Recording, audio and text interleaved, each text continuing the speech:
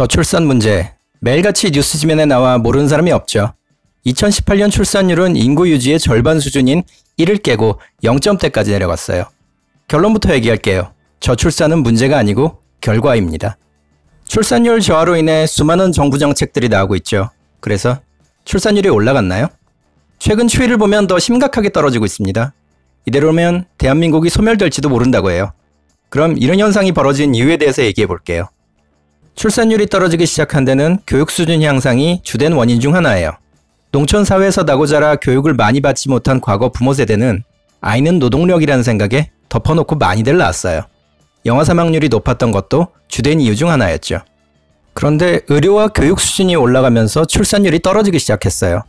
농업 중심 사회에서 벗어나면서 사람 수는 노동력이 아니란 걸 알았고 병으로 죽는 아이들도 줄어들었거든요.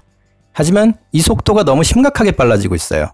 한 해 태어나는 아이가 40여 년 전보다 3분의 1 이하로 떨어졌어요. 세계 최저 수준이죠. 출산율 저하가 우리나라만 일어나는 일은 아니에요. 해외 선진국들도 마찬가지입니다. 우리나라보다 훨씬 오래전부터 출산율 감소를 겪은 선진국가들은 이미 다양한 출산 장려 정책을 펼쳤어요. 현재 OECD 국가들 중 출산율이 좋은 나라는 미국, 프랑스, 영국, 스웨덴이에요.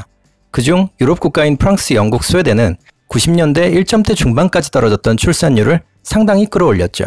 그런데 이들 국가의 출산율 성장 요인에는 두 가지 큰 이유가 있어요. 첫 번째 이유는 바로 다수의 이민자 증가예요. 경제적인 이유로 유럽연합 내 자유로운 이동을 허용하면서 동유럽의 인구가 서유럽으로 많이 넘어갔어요. 뿐만 아니라 2000년대 초반부터 국제 정세가 불안정해지면서 시리아, 리비아, 이라크 등에서 난민이 대거 유럽으로 유입되었죠. 주요 국가들의 이민자 추이를 보면 계속 증가 추세에 있어요. 전체 인구에서 상당수가 이민자로 이루어진 걸 알 수 있죠. 이런 이민자들의 출산율은 원주민보다 굉장히 높고요. 두 번째는 결혼을 하지 않고 동거 중에 낳는 아이들이 굉장히 많아요. 2015년 기준 프랑스는 60%의 아이가 결혼의 관계에서 낳은 아이들이고요. 영국도 50%, 미국도 40%에 달하죠. OECD 국가를 보면 평균 40%가량이에요. 그것도 아주 가파르게 증가하고 있어요. 혼인의 출산율이 낮은 건 우리나라와 일본이 아주 예외적인 상황이죠. 정리하면 확정하긴 어렵지만 이들 국가의 출산율 증가는 많은 이민자를 받아들였고 이민자들이 원주민보다 더 많은 아이들을 낳았으며 비혼 상태에서 상대적으로 젊은 나이에 출산을 해서라고 추정해 볼 수 있어요. 이와 비교해보면 우리나라뿐 아니라 동아시아 주요 국가들은 전반적으로 출산율이 낮게 나오고 있죠. 심지어 출산율이 높은 국가에서조차 동아시아 이민자들은 상대적으로 낮은 출산율을 보이고 있고요. 예상할 수 있는 공통적인 이유는 문화적으로 결혼과 출산에 신중하다는 점이에요. 제대로 교육을 받고 졸업해서 직장을 갖고 좋은 반려자를 만나기 전까진 결혼과 출산을 미루거나 포기한다는 겁니다. 그러다 보니 아예 결혼을 포기하고 독신을 추구하는 사람들도 늘고 있고요. 사회 뉴스로 영아유기, 청소년 범죄 같은 사건이 터지면 공통적으로 나오는 말이 책임지지 못할 아이는 낳으면 안 된다고 하죠. 이걸 역으로 말하면 아이를 낳으려면 그만한 책임감을 가지라는 말이 돼요. 과거의 육아는 친족사회 같은 공동체 집단이 함께하던 일이었어요.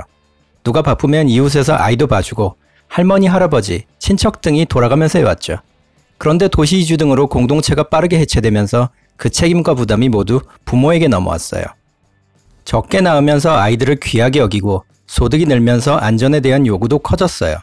더 큰 집도 필요하고 가족들을 유지하려면 맞벌이도 이젠 선택이 아니죠. 막상 아이를 낳으면 3년에서 4년은 한 사람분의 노력이 꼬박 들어요. 한때 취업난 속에서 취집이란 말도 유행했는데 이젠 남성도 경제력 없는 여성은 기피해요. 간섭하는 목소리도 크죠. 옛날 생각하시는 분들은 애는 낳아놓으면 알아서 잘 큰다 하는데 이젠 그런 시대가 아니에요. 일하는 엄마를 아이에 무관심한 엄마처럼 매도하는 분위기도 있죠. 이런 인식과 환경에서 출산율이 개선된 다른 국가들처럼 이민자 증가, 동거 출산, 저연령 출산이 가능할 리가 없어요. 다시 결론 얘기할게요. 저출산은 그 자체가 문제가 아니라 다양한 원인들이 모인 결과입니다. 저출산 원인은 단순히 몇 가지 요인만으로 쉽게 재단할 수 없죠. 결국 우리에게 가장 필요한 건 다른 나라의 출산 정책을 답습하며 예산과 시간만 소비하기 이전에 우선 우리의 현실을 냉정하게 돌아봐야 되지 않을까요? 개인에게 전적으로 지워진 책임과 의무를 사회가 함께 나누고 사람의 가치를 바라볼 수 있는 인식의 개선이 가장 필요하다고 생각합니다. 아이를 낳으라고 부르짖지 않아도 아이를 낳고 싶은 사회가 되도록 말이죠. 영상이 마음에 드셨다면 좋아요와 구독, 알람 설정 부탁드립니다. 감사합니다.